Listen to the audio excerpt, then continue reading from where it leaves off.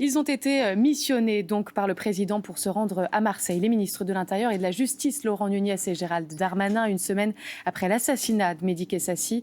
La lutte contre le narcotrafic est plus que jamais au cœur du débat public. C'est un défi, c'est même une guerre à mener. Est-ce qu'on en a les moyens? C'est la question qu'on se pose et nos invités vont être là pour y répondre. Bonjour à vous, merci de nous avoir rejoints. Sur France Info. Christian Flech, vous êtes l'ancien directeur de la police judiciaire de Paris. Merci d'être avec nous et bonjour à vous. Wilfried Fonck, vous êtes secrétaire national UFA-PUNSA Justice. Bonjour. Merci d'être avec nous. Audrey Gothard, notre spécialiste des questions de société et de sécurité, nous a rejoint. Bonjour Audrey. Bonjour. Et puis à distance avec nous, William Lovenstein, médecin interniste et addictologue. On vous entendra dans quelques minutes, bien évidemment, sur les consommateurs aussi, donc de ce trafic de drogue. L'assassinat de Mehdi Kessassi jeudi dernier, en tout cas abattu en plein jour dans le 4e arrondissement de la cité phocéenne, a remis en lumière donc ce combat nécessaire contre le narcotrafic. L'ombre de la DZ Mafia plane au-dessus de cet assassinat et à Marseille, donc pourtant laboratoire, comme le souhaitait Emmanuel Macron, de la lutte. Eh bien, on se rend compte que les moyens sont peut-être pas toujours présents. Élément de réponse en tout cas avec Thomas Cuny. Mehdi Kessassi, nouveau visage des victimes du narcobanditisme. Derrière cet assassinat, la justice en est persuadée, il y a un réseau structuré.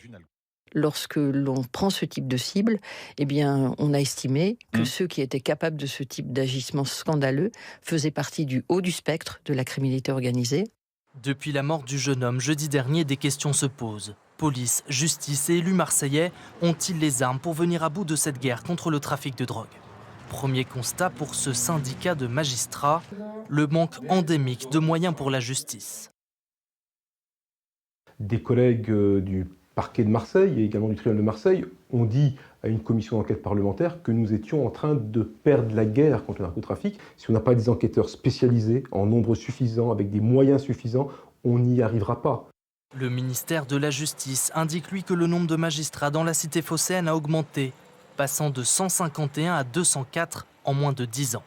En revanche, selon la Cour des comptes, le nombre de policiers à Marseille a baissé de 10% entre 2016 et 2023.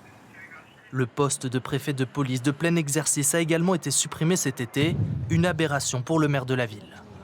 Alors qu'on en avait un, l'avoir enlevé, ça n'a... vous vous rendez compte ? C'est-à-dire en fait, on a enlevé le chef ou la chef de la police à Marseille, celui qui coordonne tout ça, celui qui commande tout ça. Ça n'avait aucun sens.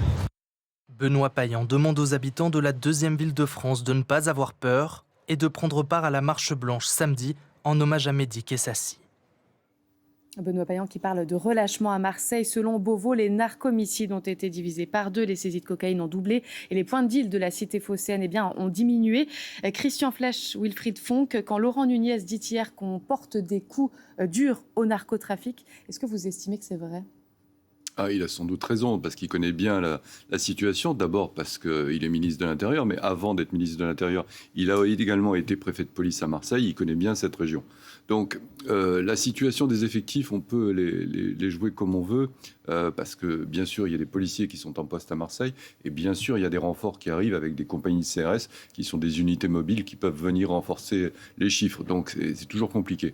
Après, sur les homicides, la réalité, c'est que l'autre jour, on a franchi une étape avec un meurtre qui concerne, manifestement, on a invoqué l'intimidation. Parce qu'il n'a rien à voir avec ça. Il n'a absolument rien à voir, si ce n'est qu'il est le frère de quelqu'un qui est engagé dans la lutte contre les stupéfiants. Voilà. Je ne veux pas oublier non plus qu'il y a quelques mois, un trafiquant de stupes, Amra, s'est évadé en tuant 2 agents pénitentiaires et que là, on a compris que le trafic de stupes continuait, qu'il était...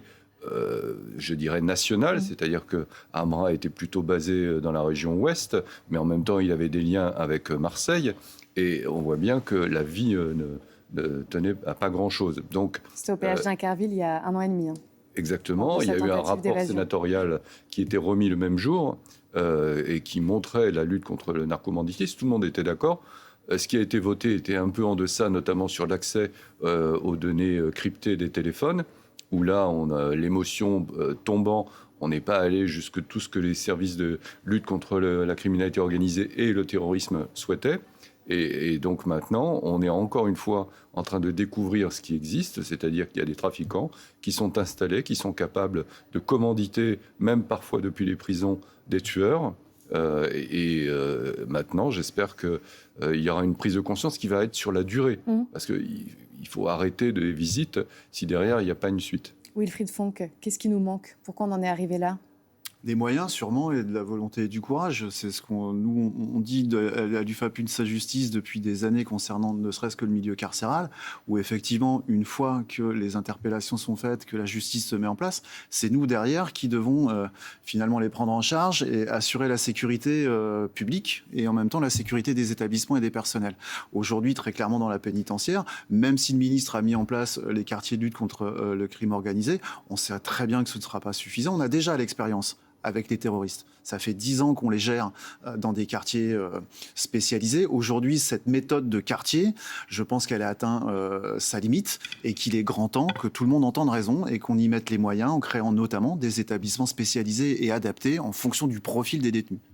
C'est un peu ce qui a été fait, on y reviendra tout à l'heure, mais Audrey, c'est un peu ce qui va être fait donc avec ces prisons de haute sécurité, comme c'est le cas à Vendin-le-Vieil, Condé-sur-Sarthe. L'objectif, c'est de mettre plusieurs centaines de hauts... De gros bandits, de gros trafiquants, effectivement, à l'isolement quasiment, pour les éviter qu'ils continuent à mener leur business de la prison, puisque comme ça se voit classiquement aujourd'hui. Mais le problème, si vous voulez, c'est que on voit bien un État qui essaye d'intervenir sur le haut du panier des trafiquants. On voit bien qu'il y a un harcèlement contre les plus gros trafiquants, avec la volonté de copier un modèle à l'italienne. Ce sont les mots du ministre Darmanin.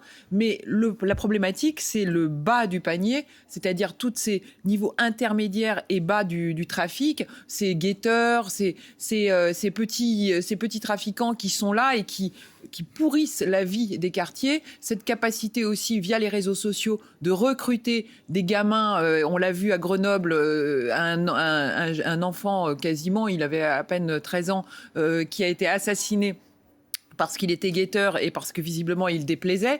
Donc on voit bien que tous ces intermédiaires-là, tous ces petits intermédiaires du trafic sont complètement oubliés parce que et là je rejoins ce que dit le maire de Marseille, Benoît Payan, c'est vrai qu'on le voit bien dans nos reportages, les policiers n'ont pas les moyens d'être partout et de tout faire. Où sont les actions sociales ? Lorsqu'il y a eu cette réunion-là à l'Élysée avec les principaux ministres autour d'Emmanuel Macron, on a vu le ministre de l'Intérieur, le ministre de la Justice, le ministre des Affaires étrangères, le procureur de Marseille, tous ces hommes extrêmement investis. Il n'y avait pas la ministre de la Santé. Sans la santé, sans ce bras-là, eh bien, la lutte est quasiment impossible. Christian Flech. Oui, je rejoins ce que dit Audrey Goutard. C'est vrai qu'on fait appel à la police immédiatement parce que c'est ce qui permet d'avoir une action le plus visible et la plus rapide possible. Voilà. Et donc, on essaye de rassurer tant bien que mal. Derrière, effectivement, il y a le sujet sanitaire et il y a aussi le sujet éducatif. Parce que les jeunes de 13 ans, celui que à Grenoble qui a été assassiné à Grenoble, semble-t-il, était déjà connu à 13 ans des services de police. C'était un mineur isolé qui avait fui plusieurs foyers. Voilà, donc on a un vrai besoin sur l'éducation nationale. Et puis on a aussi un vrai besoin de rétablir la notion de la vie humaine. C'est-à-dire que si on est capable de recruter quelqu'un pour quelques centaines ou quelques milliers d'euros pour tuer une autre personne, c'est que quelque part, il y a quelque chose qui ne va plus dans notre société. William Lovenstein est avec nous, aussi médecin interniste et addictologue. Il aurait fallu effectivement intégrer la ministre de la Santé à ces discussions. C'est l'autre jambe. Il y a la répression d'un côté, l'urgence, mais il y a aussi évidemment en amont la prévention. Oui, il ne faut pas dire il y a un côté versus l'autre. C'est un ensemble. On sait déjà depuis des décennies, on le répète, sauf que le dernier plan addiction, je crois, date de 2006, d'avril 2006, de Jacques Chirac, ça fait quand même un peu longtemps. On sait que la seule répression, quels que soient les moyens, ne suffit pas et qu'il faut la coordonner à 3 autres piliers qui sont la prévention, qui sont le soin et qui sont la réduction des risques.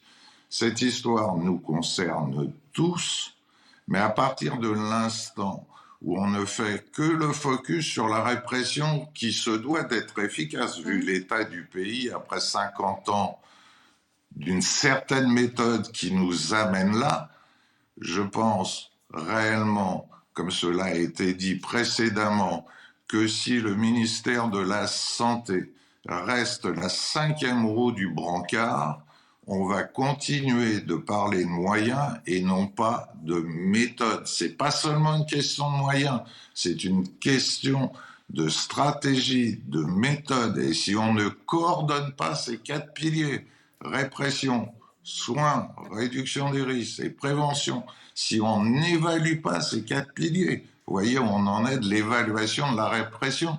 Est-ce que le prix du gramme de cocaïne, est-ce que le prix du gramme de cannabis a baissé ?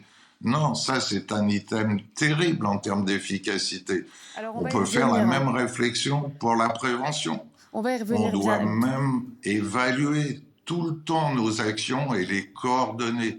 Laisser penser que la répression, quel que soit son niveau, puisse suffire en démocratie, c'est une illusion. Donc, à quand un nouveau plan national addiction dont l'aspect sanitaire préventif ne serait plus exclu?